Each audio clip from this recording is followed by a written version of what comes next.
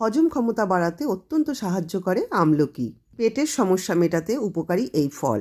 অসম্ভব গুণাগুণ থাকায় আমলকিকে অমৃত ফল বলা হয়। আজ তোমাদের সাথে শেয়ার করব আমলা ক্যান্ডির রেসিপি। 100 গ্রাম আমলকিকে আমি ভাপে সেদ্ধ করে নিয়েছি। একটা ভাজা মশলা রেডি করে নিচ্ছি। 1 চামচ জিরে, 1 চামচ জোয়ান, 1 চামচ গোলমরিচ হালকা করে ভেজে নিতে হবে। এদিকে আমলকিও প্রায় সেদ্ধ হয়ে গেছে। 5 থেকে 7 মিনিট আমলকিকে এইভাবে ভাপে সেদ্ধ করে নিতে হবে।